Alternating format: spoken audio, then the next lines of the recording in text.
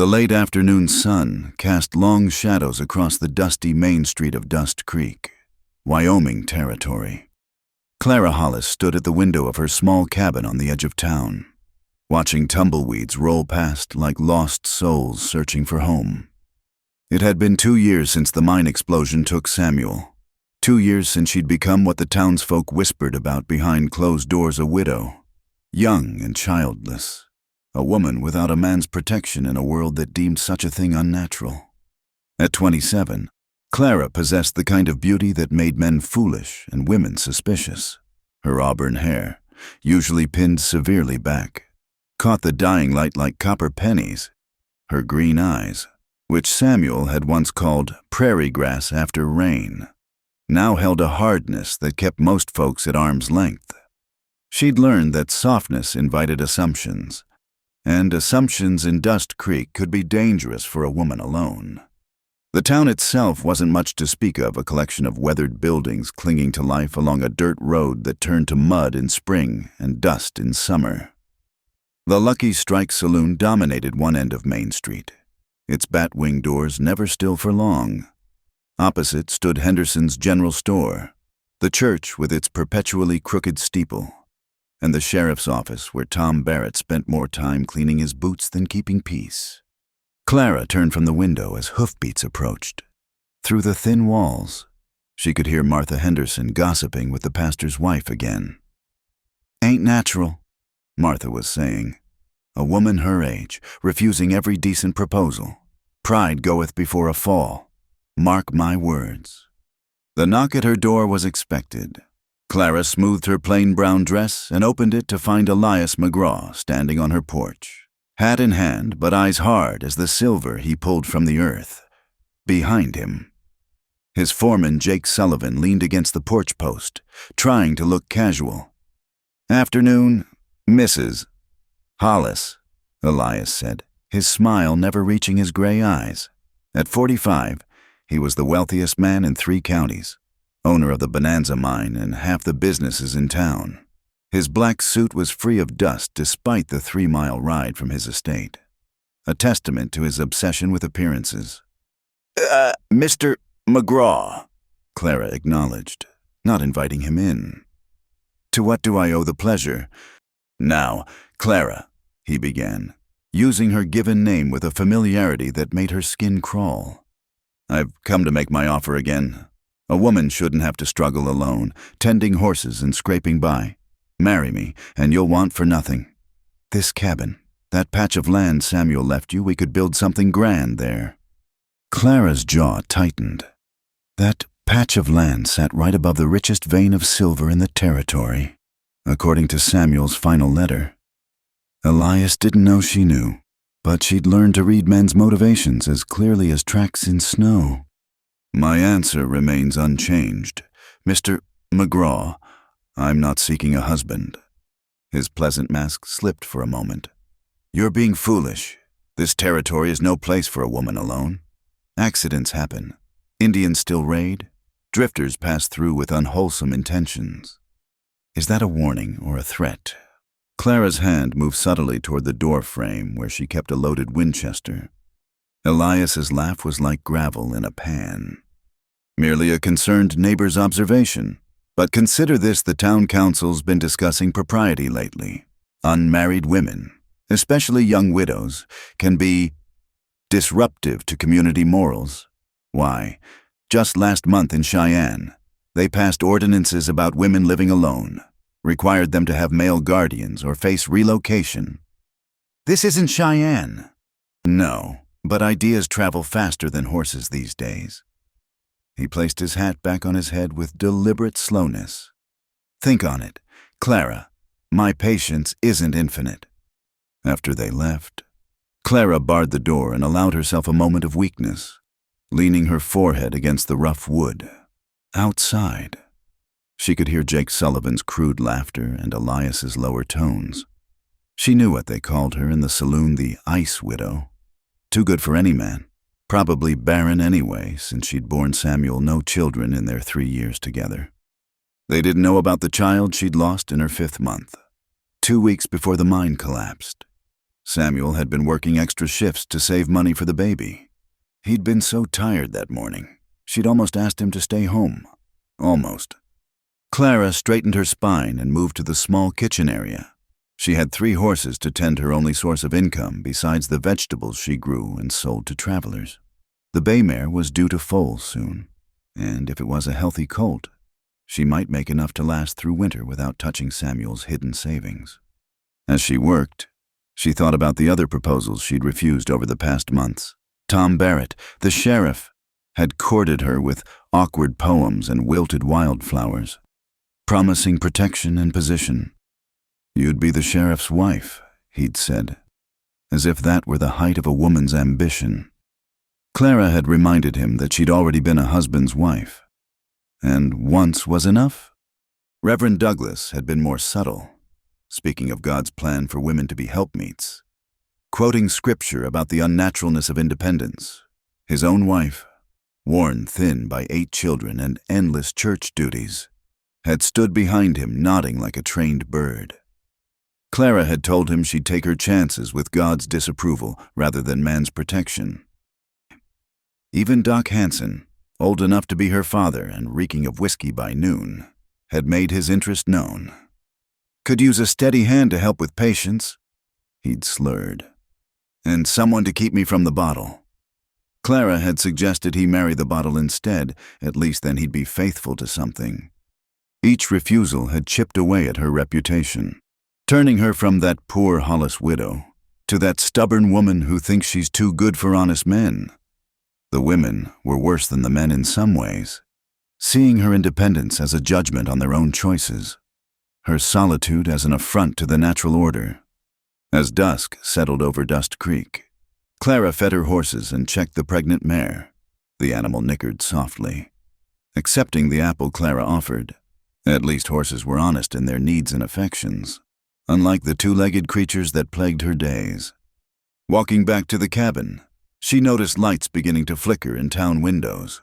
The Lucky Strike would be filling up now, cowboys spending their pay, merchants discussing the day's profits, and everyone gossiping about everyone else.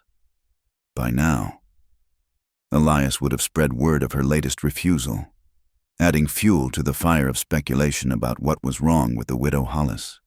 Inside, Clara lit her single lamp and opened Samuel's journal.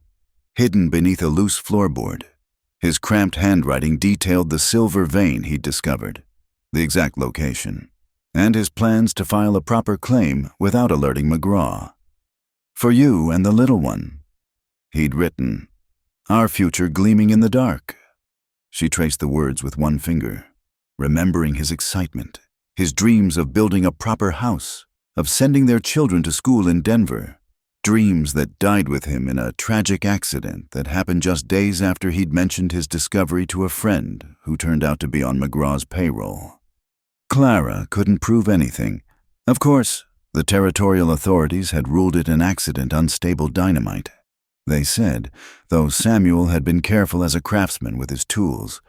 But she knew, and Elias knew she knew, and the dance continued with marriage proposals instead of murder. A coyote howled in the distance, answered by another. The sound made her think of the wildness that still existed beyond Dust Creek's pretense of civilization. Sometimes she envied those creatures their freedom, their ability to survive without the constraints of propriety and expectation. She prepared her simple supper beans, cornbread, and preserved peaches from her own trees. As she ate, she planned tomorrow's work. The garden needed weeding, the fence repairing where cattle had knocked it down, and she'd promised to deliver a horse to the Garrison Ranch 10 miles north. Widow Garrison. Now there was a woman who'd bent to society's will, marrying her late husband's brother within 3 months of burial. She'd kept her land that way, but Clara had seen the bruises barely hidden by powder, the way she flinched when her new husband raised his voice. That could have been her fate, would be still if she weakened. Marriage to any of these men would mean surrendering not just her body, but her autonomy, her land, and likely her life once they discovered what Samuel had found. She'd rather face wolves and weather alone than submit to that particular form of death. As she prepared for bed, Clara allowed herself one ritual. She took down the small daguerreotype of Samuel from the shelf, studying his serious face, the slight smile that only she could see in the set of his mouth. He'd been a good man, gentle in a world that prized hardness, treating her as a partner rather than property. "I'm trying, Sam," she whispered, "but they don't make it easy." She set the picture back and climbed into the narrow bed they'd once shared. Through the thin walls, she could hear the distant piano from the Lucky Strike, the occasional whoop of a drunken cowboy, the bark of a dog. Dust Creek settling into another night, unaware that change was riding toward them on a black horse, bringing a reckoning that would test every truth the town held dear. Clara closed her eyes, one hand resting on the Colt revolver beneath her pillow. Tomorrow would bring new challenges, new proposals to refuse, new whispers to ignore. But tonight, she was still free, still herself, still unbroken. In Dust Creek, Wyoming territory. In the year of our Lord 1878, that was no small victory for a widow who refused to know her place. The dust cloud appeared on the horizon just past 3 o'clock, when the sun hung merciless in a cloudless sky. Clara was mending a harness outside the stable when she noticed it, a single rider moving neither fast nor slow, deliberate as fate itself. Something about the way he sat his horse made her pause, needle suspended in midair. In Dust Creek, strangers meant either trouble or opportunity, rarely anything in between. Clara set aside her work and shaded her eyes, watching the rider approach. The horse was black as midnight, the kind of animal that cost more than most folks saw in a year. Its rider sat tall in the saddle, wearing dust like a second skin. By the time he reached Main Street, half the town had found reasons to be outdoors. Mrs. Patterson swept her already clean porch. Doc Hanson sobered up enough to peer through his office window. Even the saloon girls clustered at the Lucky Strike's upstairs windows, painted faces curious behind thin curtains. The stranger rode past them all without acknowledgement, his destination apparently the livery stable at the far end of town. Clara found herself walking that direction, leading the mare she'd been planning to exercise. Pure coincidence, she told herself, though her heart beat faster than the easy walk warranted. Ben Cooper, the livery owner, emerged wiping greasy hands on his leather apron. "Help you, mister." The stranger dismounted in one fluid motion, revealing his full height over 6 feet, lean but powerful, like a mountain cat, when he removed his hat to wipe his brow. Clara saw dark hair shot through with premature silver and a face carved by wind and hardship. A scar ran from his left temple to his jaw, pale against sun-weathered skin. Needs stable space, weak, maybe more. His voice was low, graveled, carrying an accent that wasn't quite Texas, wasn't quite anywhere. "That's a fine animal," Ben said, eyeing the black stallion with professional appreciation. "Got a name?" "Horse is Scratch. I'm Kane, Jonas Kane."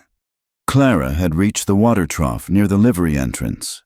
As she let her mare drink, she studied the stranger peripherally. His clothes were quality beneath the trail dust, good boots, well-made gun belt sitting natural on his hips. The way he moved spoke of contained violence, a man comfortable with danger. "Welcome to Dust Creek, Mr. Kane," Ben was saying. "That'll be $2 a week, feed included. You looking for work? Cattle drives are starting up soon." Kane's eyes swept the street, pausing on each building as if memorizing exits. When his gaze reached Clara, it stopped. The impact was physical, like being struck by lightning on a clear day. His eyes were gray as storm clouds, holding depth she couldn't read. For a moment that stretched like taffy. They simply looked at each other. Clara felt exposed, as if those eyes could see through her careful armor to the woman beneath. She turned away first, hating the heat in her cheeks, the sudden awareness of her worn dress and work-roughened hands. Behind her, she heard Kane's voice continue his business with Ben, but she could feel his attention like sun on her back. Mrs. Hollis! Martha Henderson's shrill voice cut through her confusion. The shopkeeper's wife stood nearby, her expression scandalized. Staring at strange men in the street? What would poor Samuel think? Clara's spine stiffened. I was watering my horse, Mrs. Henderson. If that offends your sensibilities, perhaps you should look elsewhere. Martha huffed. Mark my words. That man means trouble. I can smell it on him like sulfur. Decent women would do well to keep their distance. As Martha flounced away, Clara caught movement from the corner of her eye. Kane had finished with Ben and was walking toward the lucky strike. He moved with economical grace, aware of everything around him while seeming to notice nothing. A gunfighter's walk, Samuel would have called it. Inside the saloon, the atmosphere changed the moment Kane pushed through the batwing doors. Conversation stuttered to a halt. Cards hung suspended above tables. Even the piano player's hands froze over the keys. Kane seemed unbothered by the attention. He walked to the bar and ordered whiskey, his back to the room but angled so he could see the mirror. Professional. Careful. Alive because of it. Sheriff Barrett, who'd been holding court at a corner table, stood and ambled over. Stranger, welcome to Dust Creek, Tom Barrett. Sheriff, he didn't offer his hand. Mind stating your business. Passing through. Kane sipped his whiskey without turning.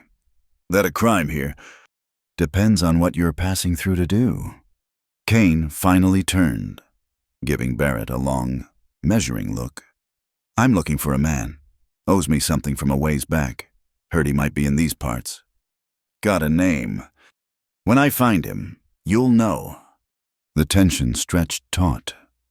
Clara, who'd led her mare to the hitching post outside the saloon, another coincidence, surely could hear every word through the open doors. She pretended to adjust the saddle while straining to listen. Elias McGraw chose that moment to enter the saloon with his usual retinue. He paused, taking in the scene, his politician's mind quickly calculating. Tom, are you harassing travelers again, bad for business? He approached Kane with an extended hand and his practiced smile. Elias McGraw, I own the Bonanza mine, among other interests. Always glad to see new faces in Dust Creek. Kane looked at the offered hand for a long moment before shaking it briefly. Kane. Will you be staying long, mister? Kane. We have a decent hotel. And Mrs. Morrison serves the best steaks this side of Denver. Few days, maybe a week. Excellent. Perhaps you join me for supper. I like to know the men who pass through my town. The way Elias emphasized my wasn't lost on anyone. Kane's slight smile was cold as winter. Appreciate the offer, but I prefer my own company. It was a dismissal, polite but firm. Elias's eyes narrowed slightly, but his smile never wavered. Of course, if you change your mind, anyone can direct you to my home. He turned to the room at large. Gentlemen, drinks are on me for the next hour. Welcome our visitor properly. The saloon erupted in cheers, tension breaking like a fever. But Clara noticed how Elias murmured something to Jake Sullivan before leaving, saw the foreman's thoughtful nod. She was so focused on the saloon drama that she didn't notice Kane had exited through the side door until he spoke behind her. Fine mare. Clara jumped, hand going to her throat. Mr. Kane, you move quiet for a big man. Helps to stay alive. He was studying her horse with genuine appreciation. Good bloodlines. You breed her? My husband did. I've continued his work. The words came easier than expected. She's in foal to the Garrison Ranch stallion. Smart cross. Should throw a fast, sturdy colt. His eyes shifted to her face. You're the widow, the one who won't marry. Heat flooded Clara's face. News travels fast. Saloon talk, he shrugged. Men get bitter when a woman won't be owned. The blunt honesty surprised her. That's an unusual perspective for a man to hold. I've known owned women, and free ones. The free ones are worth knowing. He touched his hat brim. Ma'am. He walked away before she could respond, leaving Clara standing in the street with her mouth slightly open and her thoughts in chaos. The brief exchange had stripped away 2 years of careful control, leaving her feeling raw and exposed. Clara Hollis. Reverend Douglas's disapproving voice made her flinch. Standing in the street, conversing with a strange man of questionable character. Have you no shame? Clara rounded on him, her patience finally snapping. Reverend, I was discussing horse breeding with a potential customer. If you find that shameful, perhaps the failing is in your mind, not my actions. The Reverend's face purpled. This is exactly the willful behavior that concerns the town council. A woman without proper guidance is still a person with a brain and the right to use it. Clara untied her mare with shaking hands.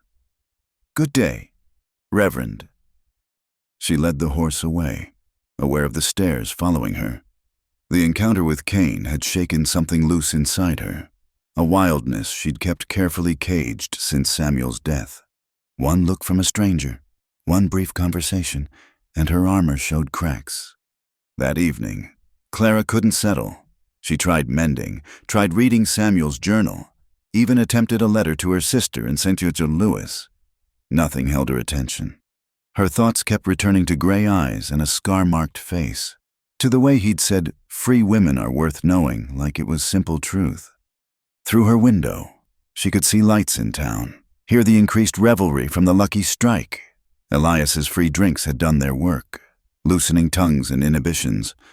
She wondered where Cain was, what had brought him to Dust Creek, who he was hunting. Near midnight, hoofbeats approached her cabin.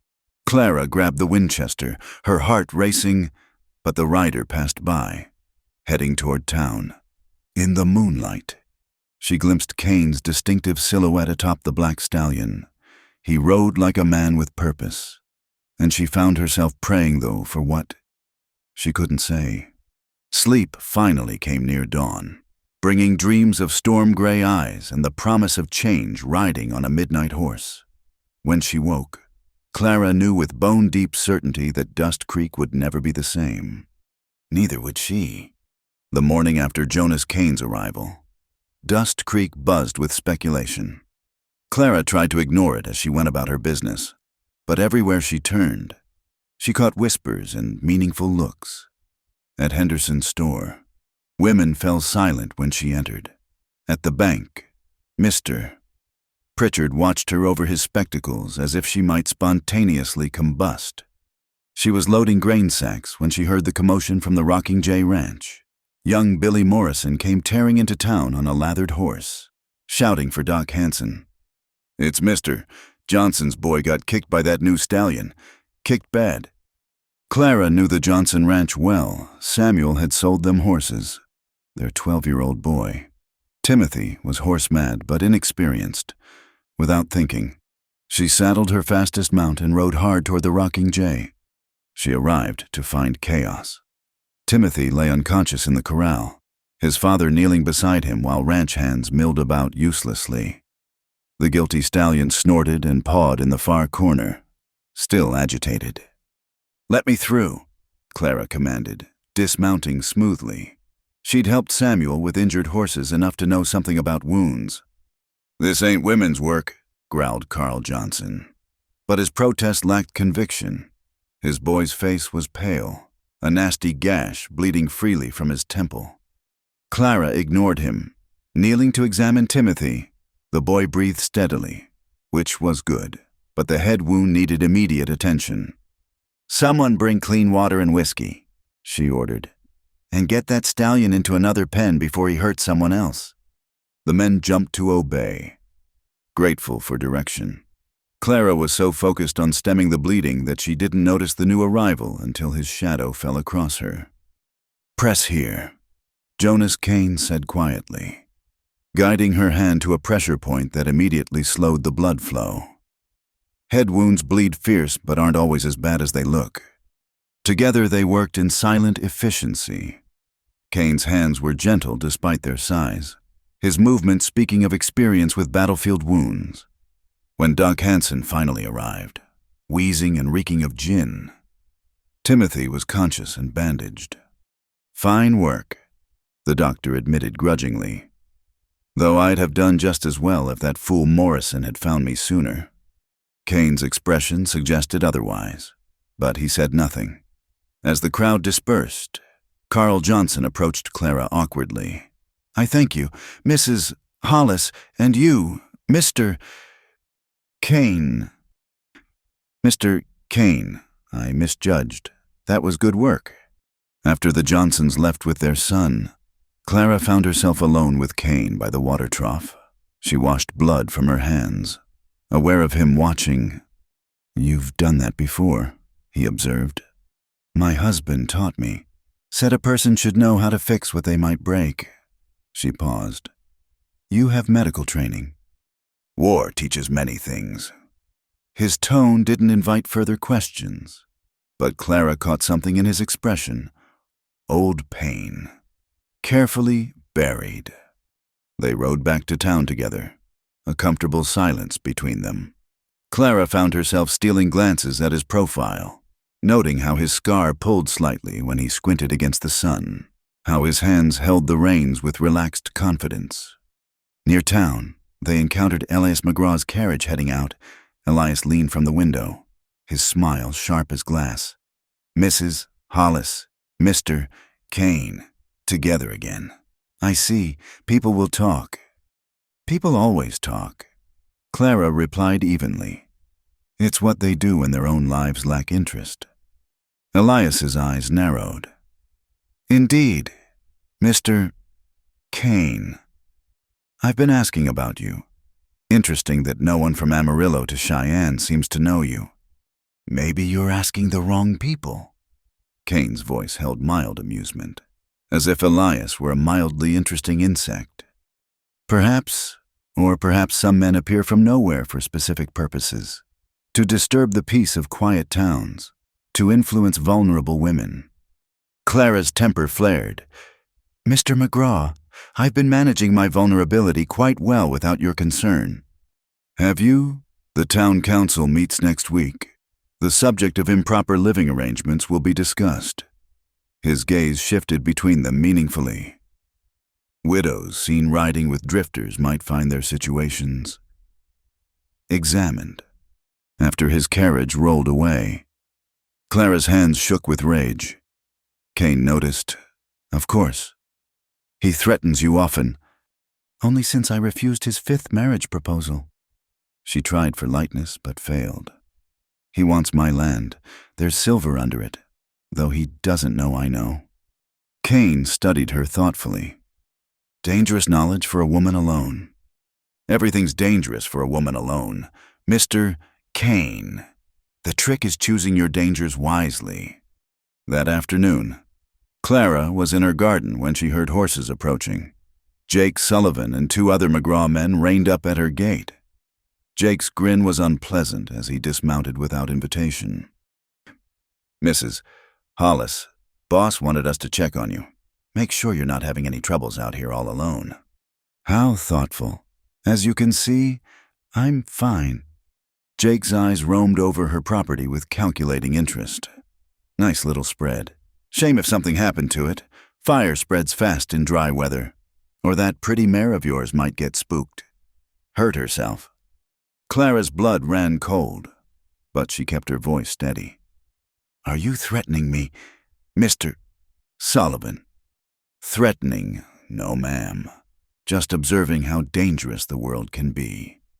He moved closer, close enough that she could smell the tobacco on his breath. "Mr. McGraw's a patient man, but patience runs out. You might want to reconsider his offer while it's still friendly-like."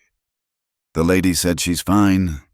Kane materialized from behind the barn, moving with that unnerving quiet of his. His hand rested casual on his gun belt, but his eyes were winter cold. Jake's hand twitched toward his own weapon, then stilled. Something in Kane's stance, some quality of preparedness, made him reconsider. "This ain't your business, stranger." "I'm making it my business." Kane's slight smile was more threat than his gun. The lady's given her answer, multiple times. From what I hear, maybe you boys have hearing problems. The two men with Jake shifted nervously. They were hired muscle, used to intimidating townsfolk and lone women, not facing men who wore violence like comfortable clothing. Jake tried to salvage his pride. Mr. McGraw won't like interference. Then Mr. McGraw can discuss it with me personally, not send boys to frighten women. The insult landed. Jake's face reddened, but he backed toward his horse. This ain't over.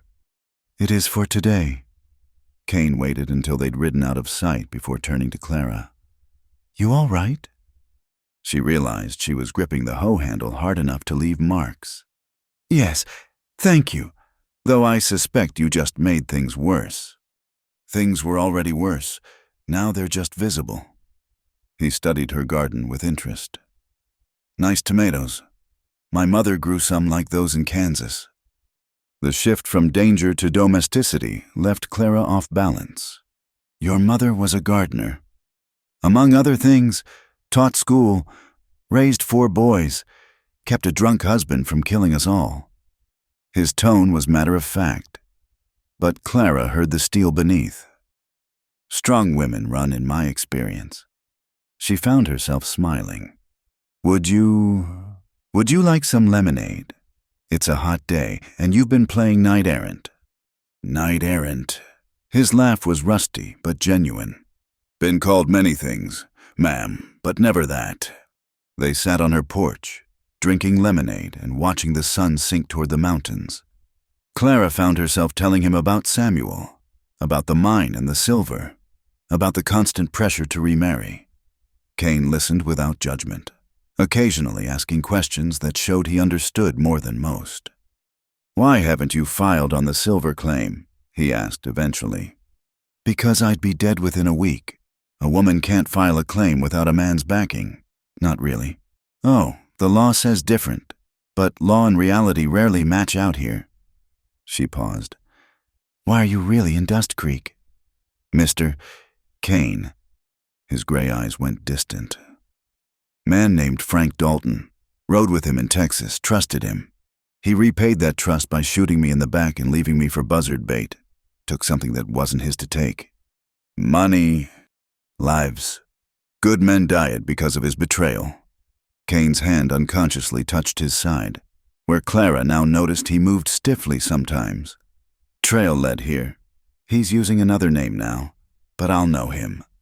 The revelation should have frightened her. This was a man bent on vengeance, bringing violence to her already complicated life. Instead, Clara felt a strange kinship. They were both pursuing justice in a world that offered little of it. As Kane prepared to leave, he turned back. Lock your doors tonight. Sullivan doesn't strike me as the forgive and forget type. I always lock my doors. Mr. Kane. Jonas, he corrected. Man who drinks a woman's lemonade ought to be on first-name basis. After he left, Clara stood on her porch, watching his silhouette fade into the gathering darkness. The smart thing would be to distance herself, to avoid the additional complications he represented. But when had she ever done the smart thing? That night, she lay wakeful, listening to every sound. Around midnight, she heard horses pass by slowly, too slowly for innocent travelers. They paused near her gate before moving on. Clara gripped Samuel's revolver and waited. But dawn came without incident. In the morning, she found boot prints around her stable and a knife slash in her mare's stall door, a warning. Artfully placed where the horse couldn't be hurt, but the message was clear. Clara stared at the vandalism, fear and fury warring in her chest. McGraw was escalating, using intimidation where proposals had failed. She could capitulate, marry him or sell to him, and live whatever half-life he allowed. Or she could fight, knowing the cost might be everything. The choice, when she examined it honestly, was no choice at all. Clara Hollis had buried one husband and her unborn child. She'd survived grief, isolation, and the judgment of an entire town. She wouldn't surrender now to a bully with silver fever, no matter how powerful. But every war needed allies, and hers had storm gray eyes and a scar that spoke of survival against odds. Perhaps Jonas Kane's arrival wasn't coincidence, but providence. Two damaged souls finding each other in a hostile land. Time would tell if that providence meant salvation or destruction. The following week brought an unusual tension to Dust Creek, like the heavy air before a thunderstorm. Clara went about her routines tending horses, working her garden, selling vegetables at the morning market, but everywhere she felt eyes upon her. The knife slash on her stable door had become common knowledge, and opinions were divided between those who thought she'd brought it on herself and those who whispered that McGraw was going too far. Jonas Kane had taken work at the Garrison Ranch, breaking horses with a skill that had old man Garrison singing his praises, but he was often seen in town during evenings, a quiet presence at the saloon, or simply walking the streets as if learning every alley and shadow. It was Thursday when their paths crossed again, this time at Henderson's store. Clara was negotiating with the perpetually disapproving Martha Henderson over the price of preserves when Jonas entered, his spurs singing softly against the floorboards. "Mrs. Hollis," he acknowledged, touching his hat brim. "Mr. Kane." Clara noticed how Martha's eyes darted between them, eager for gossip fodder. Jonas moved through the store with purpose, selecting ammunition, coffee, and tobacco. When he reached the counter, Martha's husband George emerged from the back room, nervous as a rabbit. "Mr. Kane, find everything you need." "Most of it." Jonas glanced at Clara, who was examining fabric she had no intention of buying. "Mrs. Hollis, might I have a word outside?" Martha Henderson made a small scandalized sound. Clara, tired of propriety's chains, nodded. Of course. On the boardwalk, Jonas positioned himself where he could watch the street while speaking. "There's talk of a town council meeting tomorrow night. Your situation is on the agenda." Clara's stomach tightened. "Where did you hear this?" "Saloon, alcohol loosens tongues, and Sullivan's been drinking heavily. Seems McGraw's tired of waiting for you to see reason." His gray eyes were serious. "They're planning to invoke some ordinance about unmarried women and property ownership." "They can't. I inherited legally from Samuel. Law is what men with power say it is." He paused. "I've been asking around about Frank Dalton. No one admits to knowing the name, but McGraw gets nervous when I mention it. There's a connection there." Before Clara could respond, a commotion erupted from the saloon. They turned to see two men burst through the doors, trading punches in the dusty street. One was a local ranch hand. The other was Jake Sullivan. Sheriff Barrett emerged from his office, moving with the reluctance of a man who preferred his peace undisturbed. "Break it up, boys. What's this about?" The ranch hand, sporting a split lip, pointed accusingly at Sullivan. "He's been cheating at cards, has been for weeks." Sullivan spat blood. "Prove it, saddle tramp!" The crowd that had gathered muttered uneasily. Card cheating was a serious accusation, one that could end in gunplay. But before the sheriff could intervene further, Elias McGraw's carriage rolled up. "What's the meaning of this?" McGraw demanded, stepping down with imperial disdain. "Your man's been accused of cheating," Barrett explained weakly. McGraw's laugh was cold. "By a drunk cowhand, Jake. Get in the carriage. Sheriff, I trust you'll handle this appropriately." It was a dismissal and a threat rolled into one. Barrett wilted under McGraw's stare, mumbling something about insufficient evidence. The crowd dispersed, dissatisfied but unwilling to challenge McGraw's authority directly. Clara watched it all with growing anger. "He owns this town," she said quietly. "For now." Jonas replied, "But every kingdom built on fear has cracks. You just need to know where to apply pressure." That evening, Clara was repairing her fence when she heard approaching hoofbeats. Her hand went automatically to the rifle propped nearby, but she relaxed marginally when she recognized the rider. It was Mrs. Caroline Garrison. the widow who'd married her brother-in-law. "Clara," Caroline said, dismounting stiffly. Up close, Clara could see the fading bruise along her jawline, partially hidden by powder. "Caroline, what brings you out here?" The older woman glanced around nervously. "I shouldn't be here. Robert doesn't like me visiting without his permission. But I had to warn you." "Warn me." "Tomorrow's council meeting. They're planning to invoke the Moral Standards Ordinance from '72. Any unmarried woman under 30 must have a male guardian or forfeit property rights." Caroline's voice was bitter. "It's how they forced me to marry Robert after William died." Clara felt ice in her veins. "That's not legal. It can't be." "Legal is whatever the council votes, and McGraw owns enough votes to get what he wants." Caroline gripped Clara's hands. "You could leave. Tonight. Take what you can and run." "This is my home. Samuel's buried here." "Samuel's dead. Clara, the living matter more than the dead." Caroline's eyes were haunted. "I stayed for the same reasons. Look what it bought me."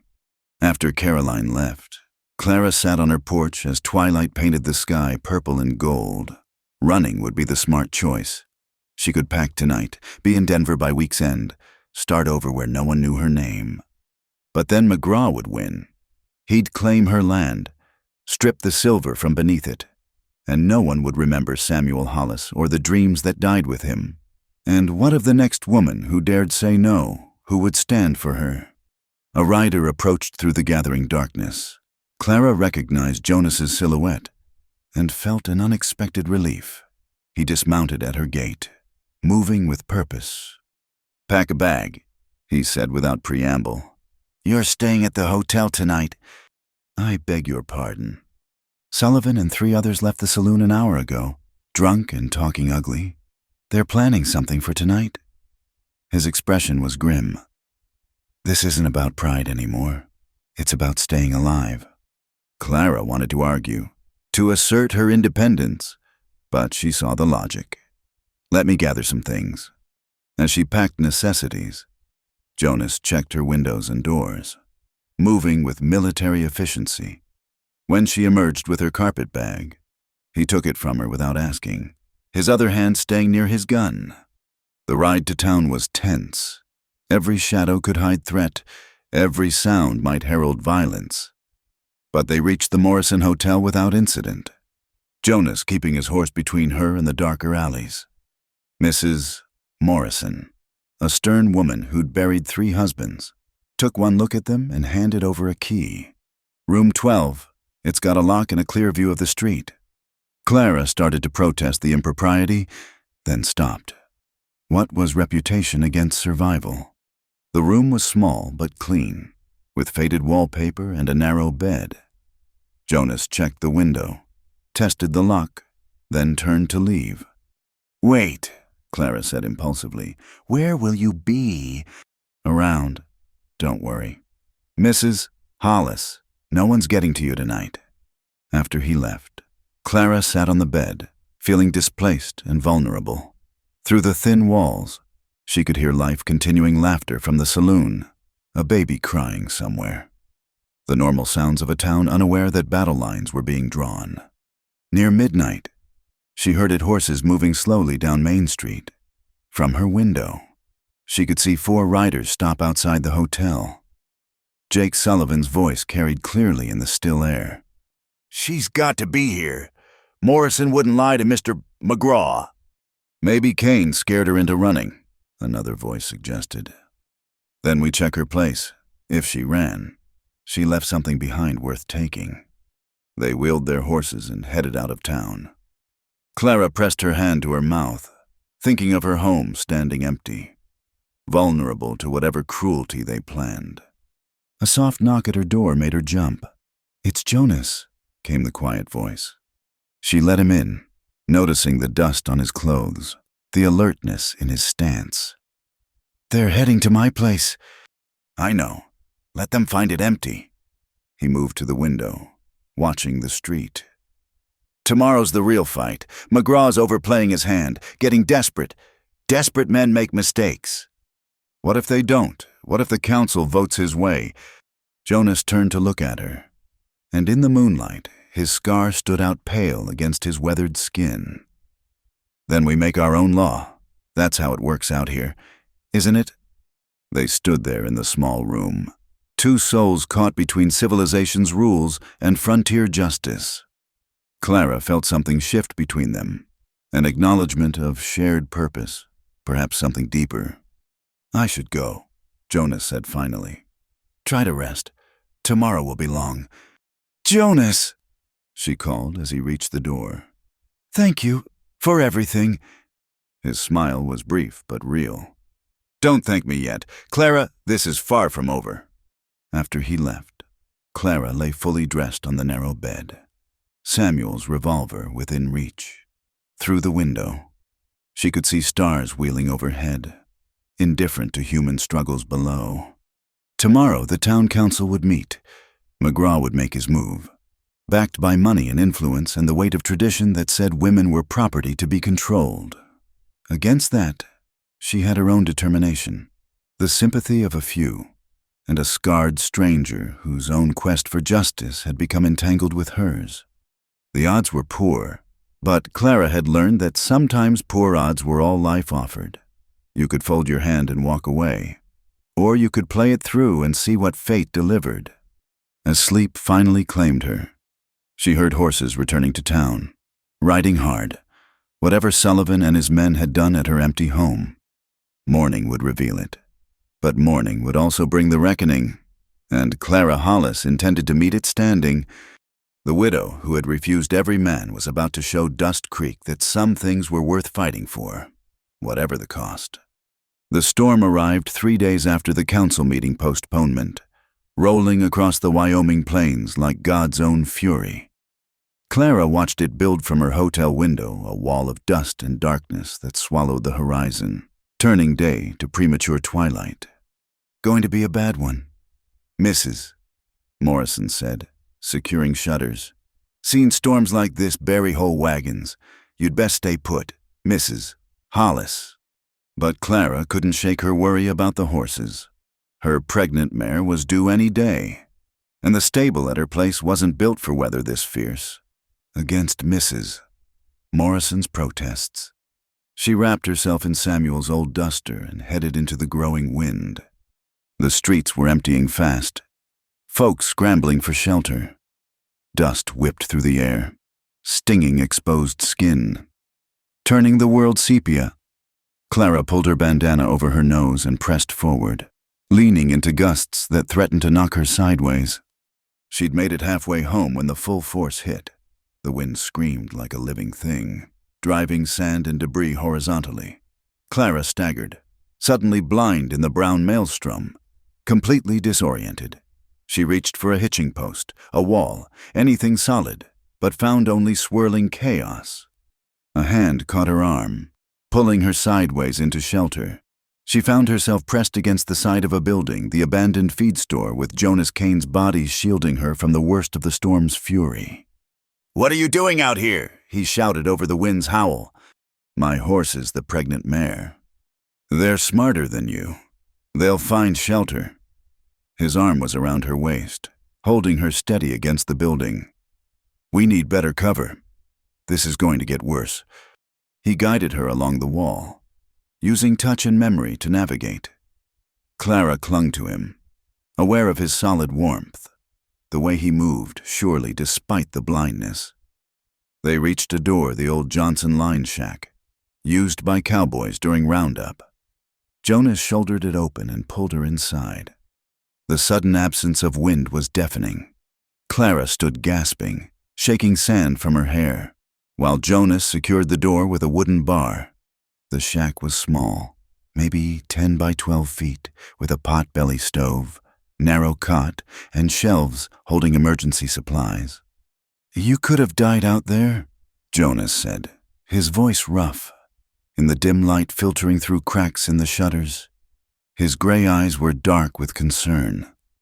"I couldn't leave her. The mare, she's all I have left of Samuel's breeding program." "Samuel's dead. Clara, you're not—" He moved to the stove, checking for fuel.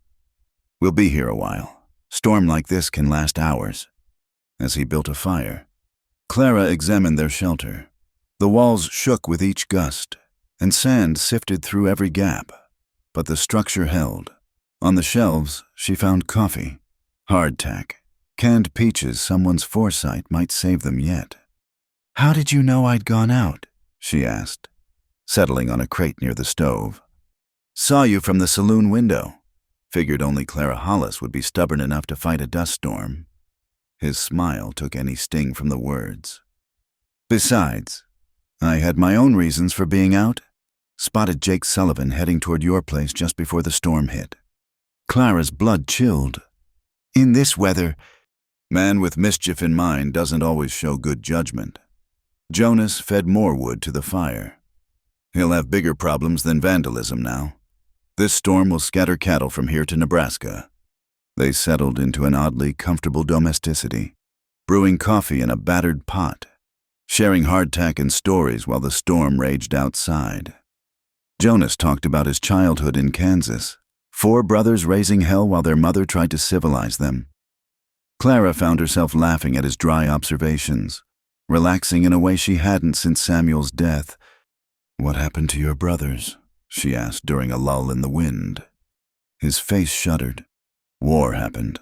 I came back. They didn't—" He stared into his coffee cup. "That's where I met Frank Dalton. Saved my life at Antietam. Or I thought he did. Turns out he was just preserving it for later betrayal." Clara wanted to ask more, but sensed the boundary. Instead, she talked about meeting Samuel, their dreams of building something lasting in this hard land. He wasn't like other men out here. He was gentle, thoughtful. Some folks saw that as weakness. "Gentleness isn't weakness," Jonas said quietly. "Takes a strong man to stay soft in a hard world." Their eyes met across the small space, and Clara felt that pull again, stronger than before. The storm had created an intimate world, just the two of them against nature's violence. She stood, restless, moving to peer through a crack in the shutters. "Can't see anything. It's like the world's been erased." "Maybe it has." Jonas moved behind her, not quite touching, but close enough that she felt his warmth. "Maybe when it clears, everything will be different." Clara turned, finding herself trapped between the wall and his body. The air seemed to thicken, charged with more than storm energy. His hand came up, fingers barely grazing her cheek, brushing away a strand of hair. "Jonas," she whispered, not sure if it was warning or invitation. "I know," he said, voice rough. "I know all the reasons this is foolish. You're a respectable widow. I'm a drifter hunting ghosts. Tomorrow the town will still be there with all its rules and judgments.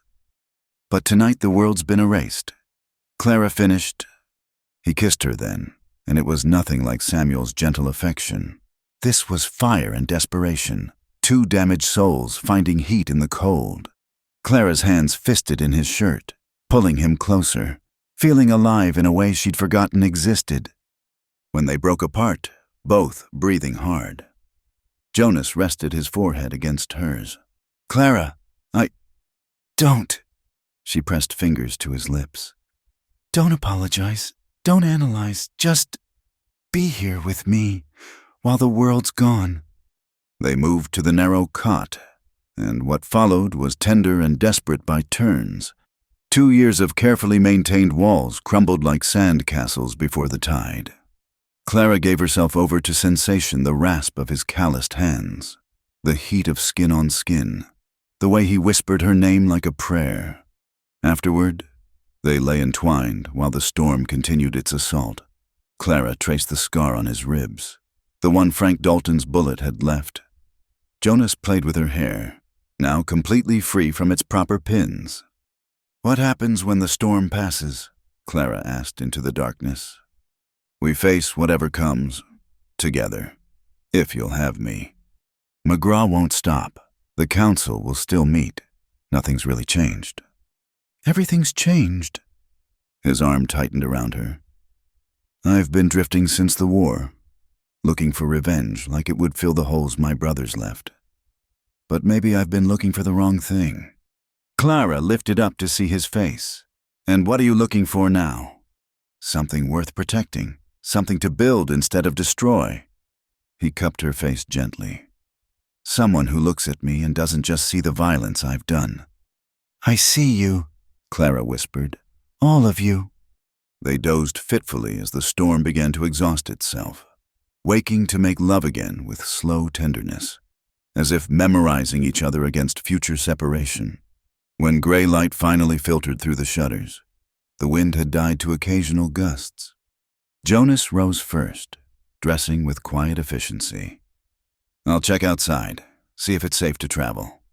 Clara watched from the cot, wrapped in the rough blanket, feeling strangely shy after their night of intimacy, when he opened the door, revealing a world scoured clean and strange. She felt exposed in more ways than one. Clara, He turned back, his expression serious. what happened here, I don't take it lightly. Whatever comes next, whatever the town says or McGraw does, know that. I know.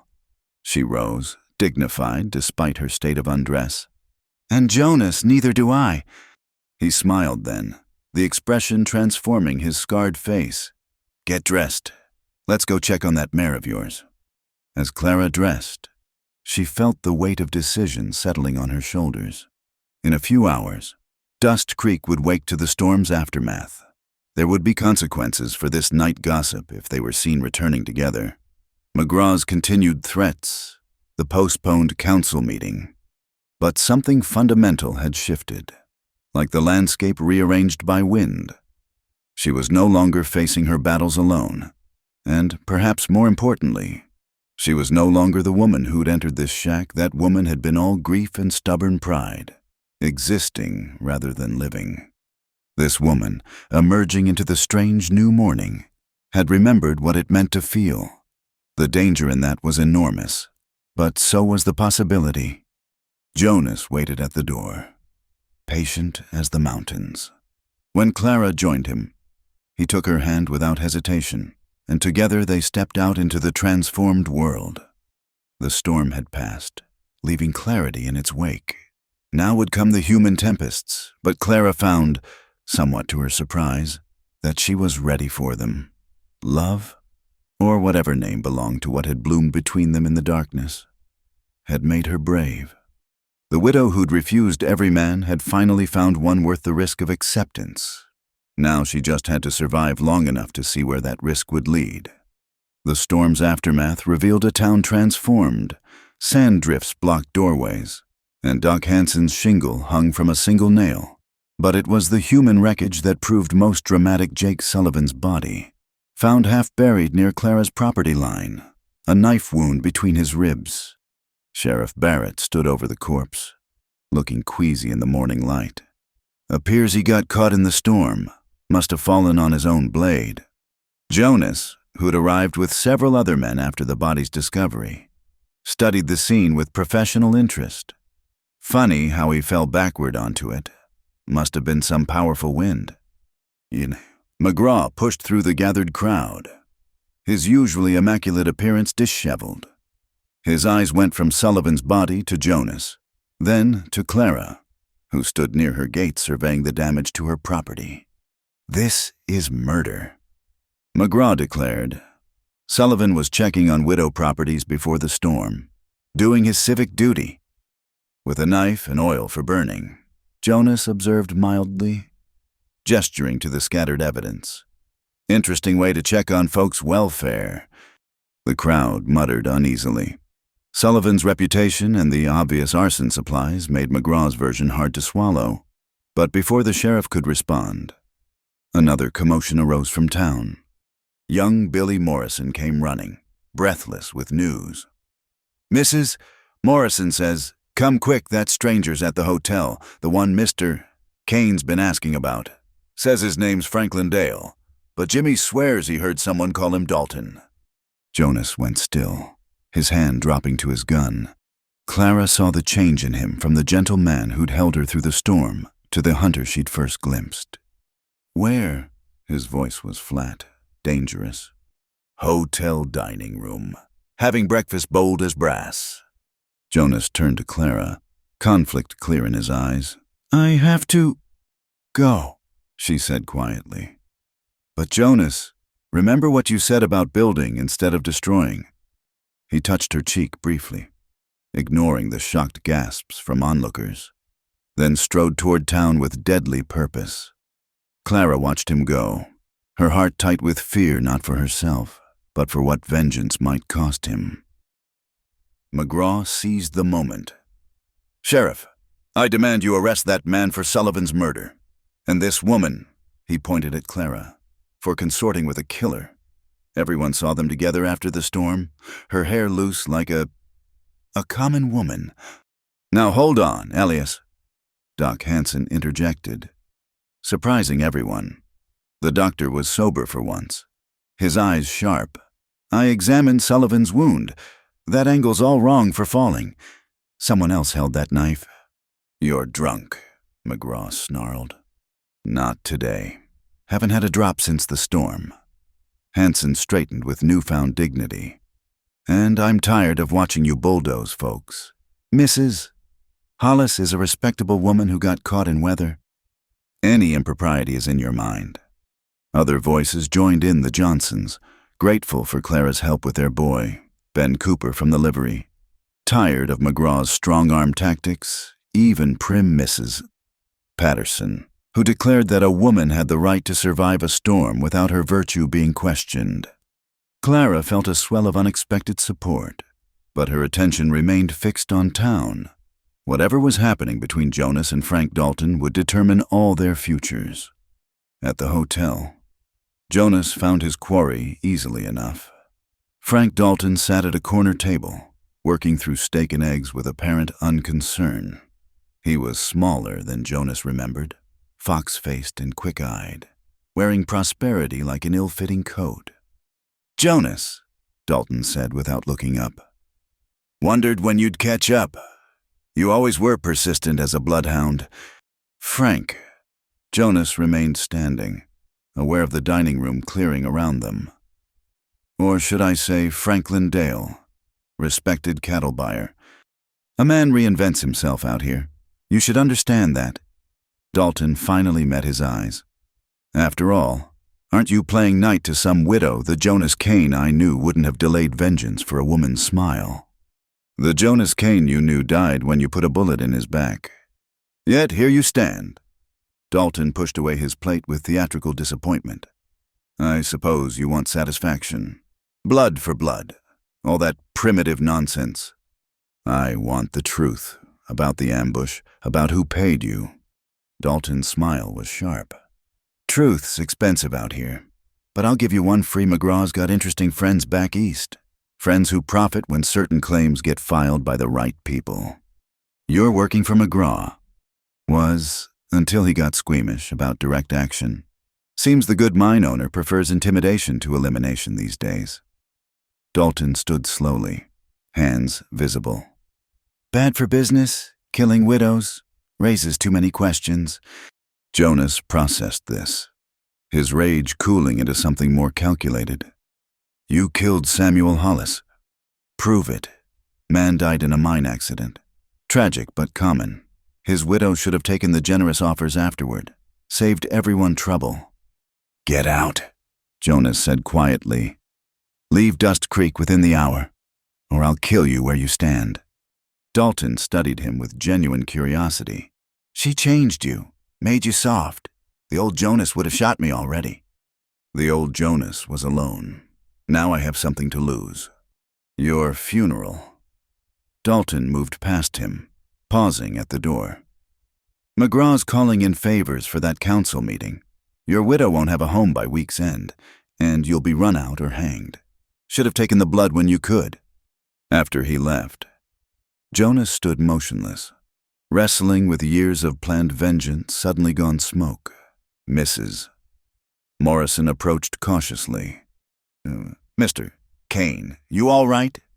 Send word to Clara, Mrs. Hollis. Tell her Dalton's leaving town, and... He paused, making a decision that felt like stepping off a cliff.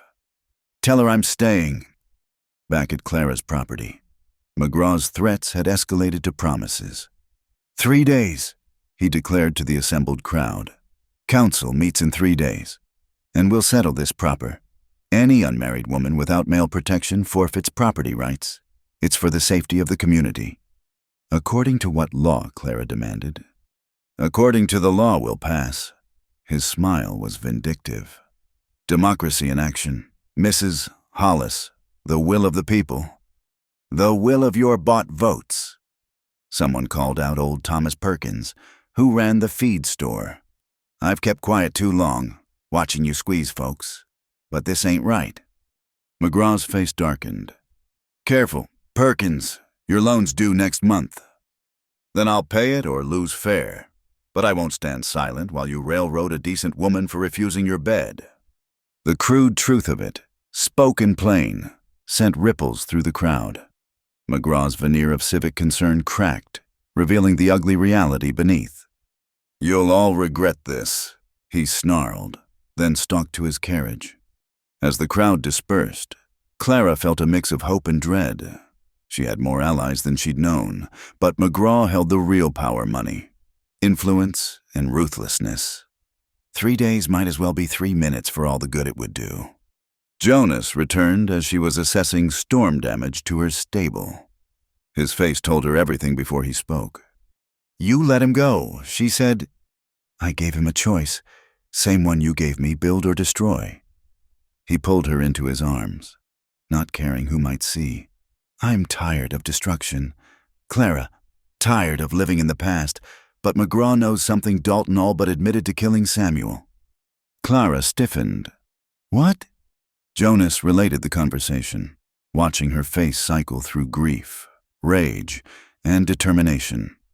We can't prove it, but McGraw ordered it, clear as day. Then we make him pay another way.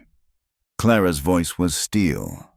At the council meeting, he wants to use law against me. Let's see how he likes it turned around. Clara, he owns most of the council. But not all. And after today, people are questioning. 3 days gives us time to rally support, maybe find evidence. She gripped his hands. I'm not running. Jonas, not from my home, not from the truth about Samuel. He saw the resolve in her eyes, the same strength that had first drawn him. Then we make our stand. Together. That evening, they sat on a repaired porch, planning for the battle ahead. The mare had survived the storm and delivered a healthy colt, which Clara took as an omen. The town was buzzing with gossip and division, McGraw's iron grip showing cracks. Whatever happens, Jonas said as stars began appearing, I want you to know last night meant everything. You brought me back from a dark place. You saved me too, Clara replied, from becoming a ghost in my own life. They sat in comfortable silence, hands entwined, facing an uncertain future. In 3 days, the council would meet. McGraw would deploy every weapon in his arsenal: law, money, intimidation. They had truth and newfound allies, but would it be enough? The widow who'd refused every man had found love in the storm's heart. Now she had to fight for the right to choose that love freely, in defiance of those who would control her. The real tempest was still coming, but Clara Hollis would meet it with open eyes and an unbroken will. The land itself seemed to wait with them, scarred by storm but enduring, much like the 2 souls who sat beneath the vast Wyoming sky, preparing for war. The sun hung low and red as blood when Elias McGraw made his final play. The council meeting had ended an hour ago, with Clara's property rights barely preserved, a tie vote broken by Tom Barrett's unexpected support. McGraw had stormed out, his face promising retribution. Now he was back, standing in the dusty main street with 8 hired guns spread in a semicircle, the decent folks of Dust Creek scattered like quail, shutters slamming shut, mothers dragging children indoors. The air itself seemed to hold its breath. Jonas Kane, McGraw's voice rang out like a death knell. You've interfered in my business for the last time. Come out and face justice for Jake Sullivan's murder. Clara gripped Jonas's arm as they stood just inside the hotel entrance. Don't go. It's what he wants. If I don't, he'll burn the town to get to us. Jonas checked his Colt, movements calm and practiced. This was always coming. Clara, men like McGraw don't accept losing. Then I'm coming with you. No. His voice was firm but gentle. This is my fight now. My choice. He cupped her face, memorizing it. Whatever happens, remember you gave me something to fight for besides vengeance. That's worth any price. Before she could protest further, he stepped into the street. The dying sun painted everything crimson: the buildings, the dust, the faces of the men who'd come to kill. Jonas walked with measured steps, noting positions, calculating angles. 8 against 1 was long odds, but he'd faced worse. McGraw, he acknowledged, stopping 30 feet away. Hiding behind hired killers, now Sullivan at least did his own dirty work. Sullivan was a fool. McGraw spat. But useful, until you murdered him. He died trying to burn out a woman who refused you. Some might call that justice. McGraw's face purpled. Enough talk. You all heard him confess. The hired guns tensed, hands hovering near weapons. Jonas stood relaxed, almost casual, but Clara could see the coiled readiness in every line of his body. Before we start the bleeding, Jonas said conversationally, might want to know I sent a telegram to the territorial marshal yesterday. Interesting information about mine accidents and murdered homesteaders. Marshal Thompson's particular about investigating when Eastern money's involved. McGraw's eyes flickered uncertainty. You're lying. Maybe. But can you afford to find out? Jonas smiled coldly. See, killing me doesn't solve your problems anymore. Too many people know the truth. Doc Hanson's been writing things down. The Johnsons remember questions Samuel asked before he died. Even your friend Dalton left a signed statement with Mrs. Morrison before he ran. Lies? But McGraw's voice cracked slightly. Then draw. Prove your innocence with lead.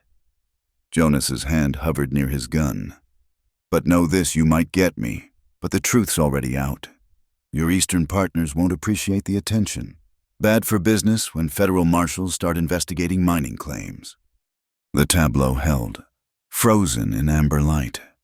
Clara watched from the hotel porch, Samuel's rifle in her hands. She'd promised to stay out of it, but promises had limits. Then Tom Barrett emerged from his office, star glinting on his chest. That's enough. Elias, this is still my town. Your town, McGraw laughed bitterly. You're nothing but a puppet who forgot his strings. Stay out of this, Tom. Can't do that. Barrett positioned himself between Jonas and the gunman. See, I've been doing some thinking since the council meeting. About why I became sheriff. Wasn't to help rich men steal from widows. Get out of the way, Sheriff. One of the hired guns growled. This ain't your fight. Every fight in my town is my fight. Barrett's hand rested on his pistol. And any man who draws on Cain draws on the law. The moment stretched taut as wire. Then Doc Hanson stepped out of his office, rifle cradled in his arms. Mine too. Tired of patching up McGraw's mistakes. One by one, others emerged. Ben Cooper from the livery, the Johnson brothers, Thomas Perkins with his ancient shotgun, even Reverend Douglas, Bible in one hand, pistol in the other. Seems you miscalculated. Elias, Jonas observed, pushed too hard, too long. People have limits. McGraw's face contorted with rage and disbelief.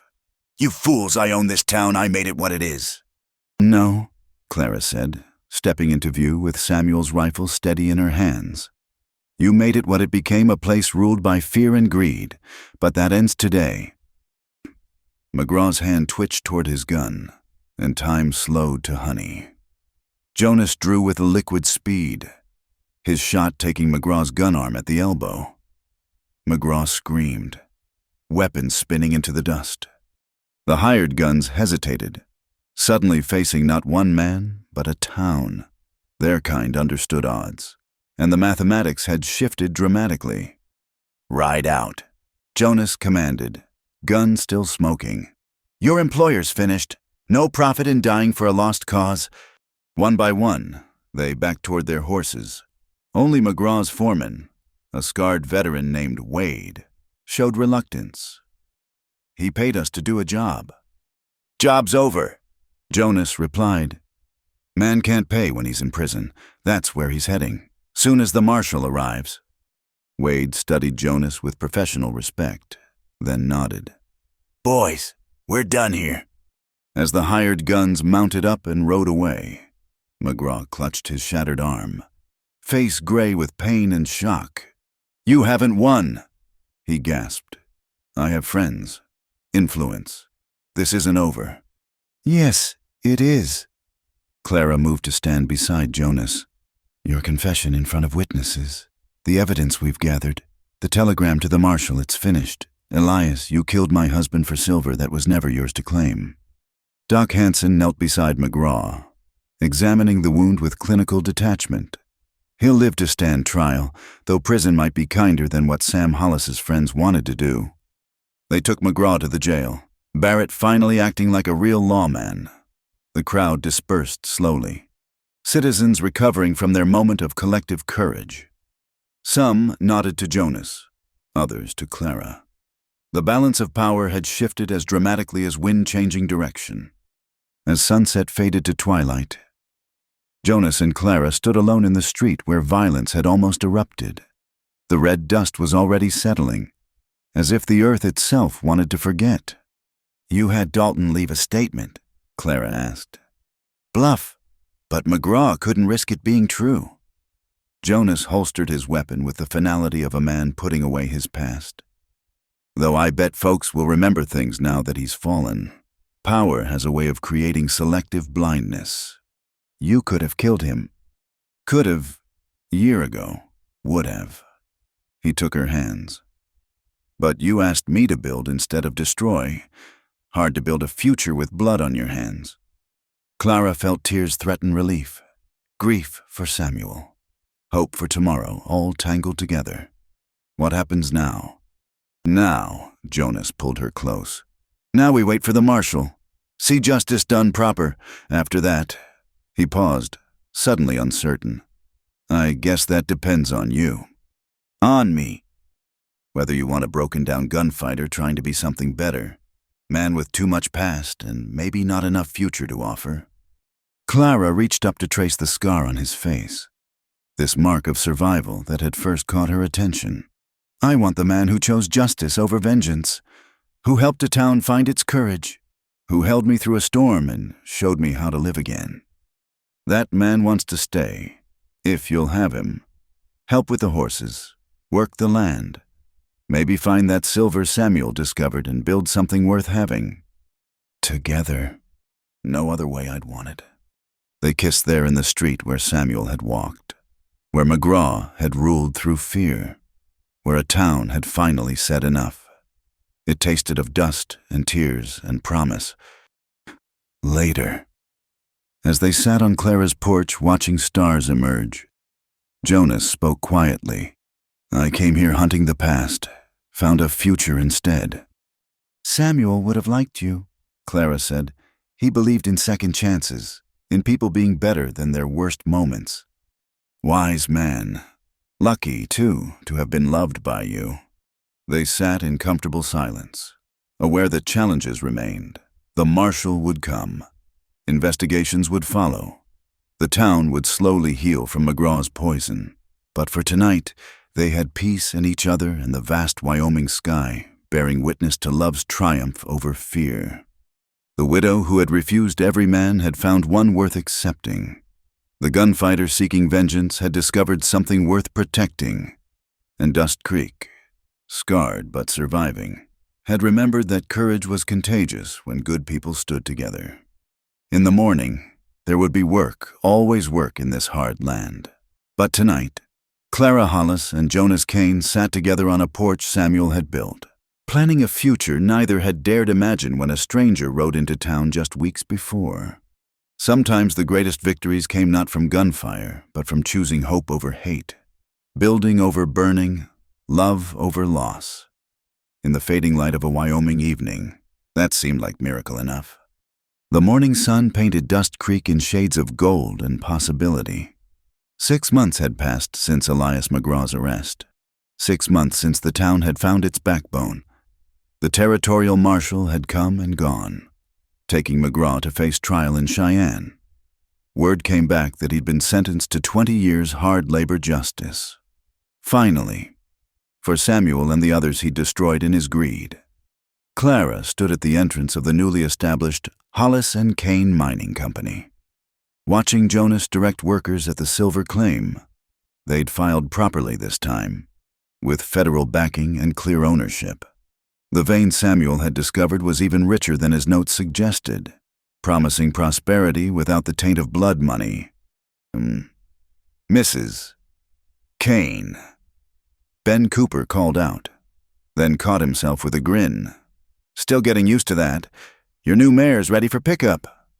Clara smiled, the title still fresh enough to send warmth through her chest.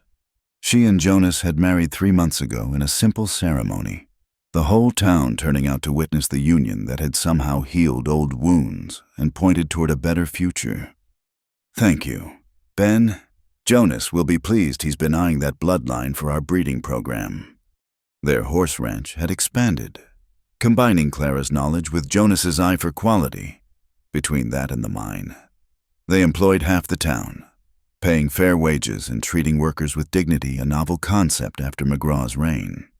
She found Jonas at the mine office, going over plans with Thomas Perkins, who'd become their foreman. The older man had proved invaluable, his honesty and experience helping navigate the complexities of running an ethical operation. The new shaft's progressing well, Perkins was saying. Should hit the main vein within the week. Good. Make sure the supports are doubled. I won't have another accident like... Jonas paused, glancing at Clara. Like what happened to Samuel. She finished quietly.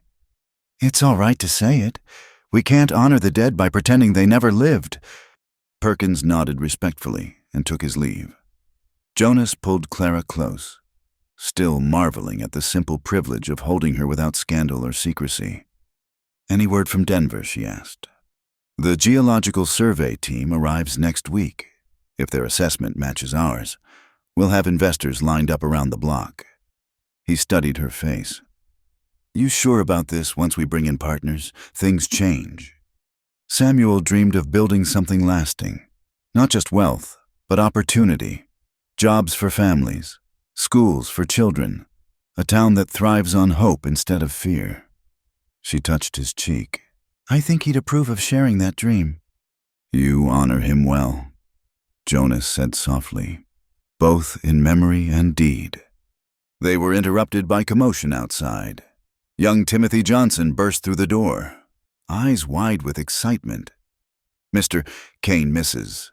Kane riders coming, lots of them. Sheriff Barrett says to come quick. They hurried to Main Street, where a small crowd had gathered. A dozen riders approached from the east, dust clouding their arrival. Clara felt Jonas tense beside her, old instincts never fully dormant. But as the riders drew closer, tension gave way to curiosity. The group was led by a woman, steel-haired and straight-backed, wearing a divided skirt and riding with confident authority. Behind her rode what appeared to be lawyers and businessmen, incongruous in their city clothes. The woman dismounted in front of the hotel, sharp eyes surveying the gathered townspeople. When her gaze found Jonas, she smiled, an expression that transformed her stern features. Jonas Kane, she said, or should I say, my wayward nephew. Clara felt Jonas stiffen in shock. Aunt Catherine. The very same. When I received your letter about settling down, I had to see for myself. Jonas Kane, the terror of the territories, becoming a respectable married man. She turned to Clara with frank assessment. You must be the miracle worker.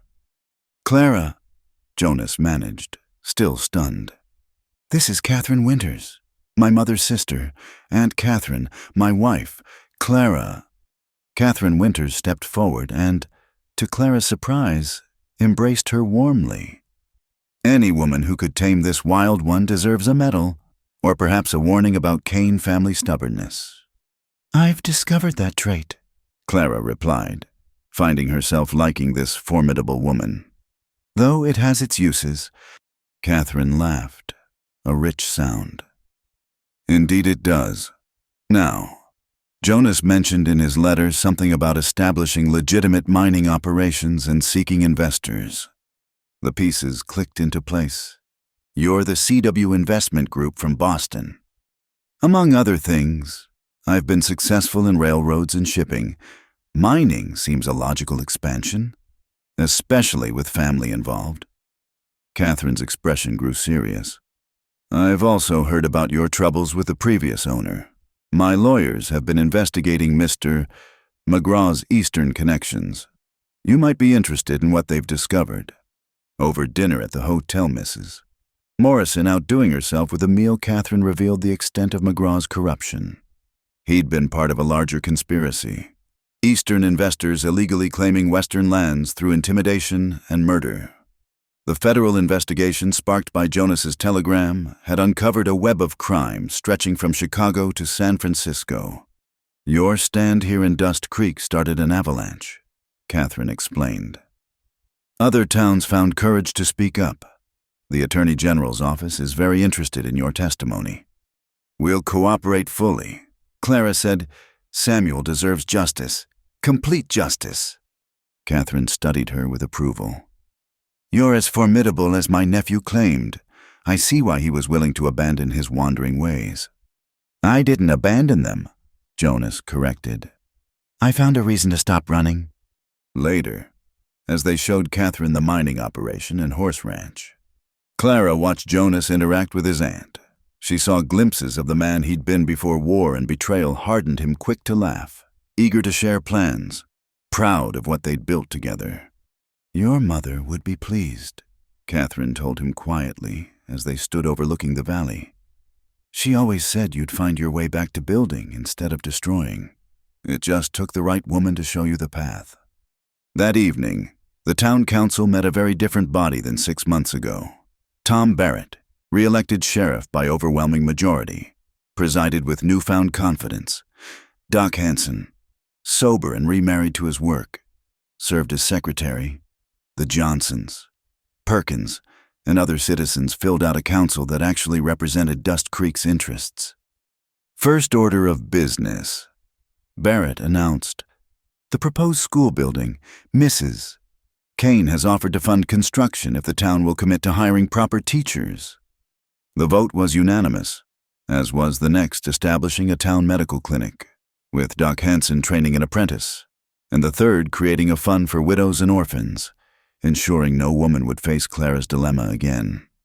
Jonas watched it all with quiet satisfaction. Samuel would be proud, he murmured to Clara. His death birthed something good. He always believed in the goodness of people, even when they disappointed him. Clara squeezed his hand. He would have liked seeing the town he loved finally living up to its potential. As the meeting concluded, folks lingered to talk, plan, dream together. The fear that had gripped Dust Creek for so long had given way to hope. Catherine Winters held court with potential investors, her sharp mind already calculating possibilities. Children played in the street without worried mothers hovering. Even the saloon seemed more cheerful. Disputes settled with words instead of weapons. Clara and Jonas walked home beneath a canopy of stars. The same sky that had witnessed their first meeting. Their desperate fight for survival, their triumph over tyranny. But now it felt different, not the cold, indifferent heavens of a hard land, but a familiar friend keeping watch. Any regrets? Clara asked as they reached their porch, expanded now, with 2 rocking chairs and plans for more when children came. Only one, Jonas admitted, that I didn't ride into Dust Creek sooner. Clara laughed, the sound carrying on the night breeze.